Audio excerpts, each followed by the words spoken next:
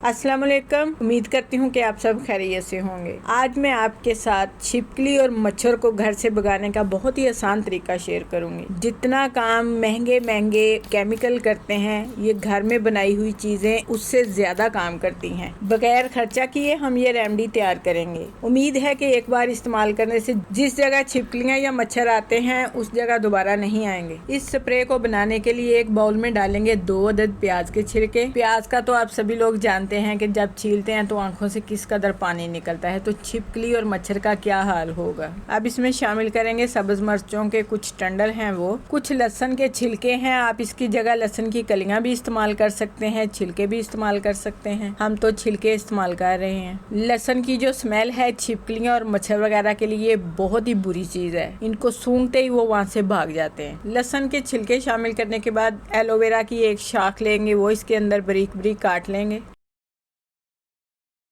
अब इसमें डालेंगे हम 2 गिलास पानी और इसे ढाँप कर रख देंगे ताकि छिलकों का जो असर है वो पानी में निकल आए।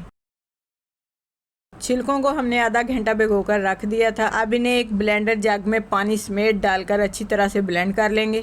छिलकों को हमने अच्छी तरह से ब्लेंड कर लिया है। अब इस तरह से एक छलनी लेकर पानी को हम छान लेंगे और छिलके जो हैं उन्हें वेस्ट कर देंगे, क्योंकि छिलकों का जो असर है वो पानी में सारा निकल चुका है। अब छिलके जो हैं इसे वेस्ट कर देंगे। आप अगर 1 या 2 दिन इनको भिगो कर रखेंगे तो इसका असर जो है और भी ज़्यादा होगा।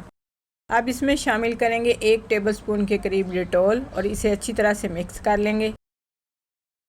तो लीजिए, स्प्रे हमारी तैयार है। इसे डालेंगे एक बोतल में इस तरह से और इसके ऊपर लगा देंगे एक शावर।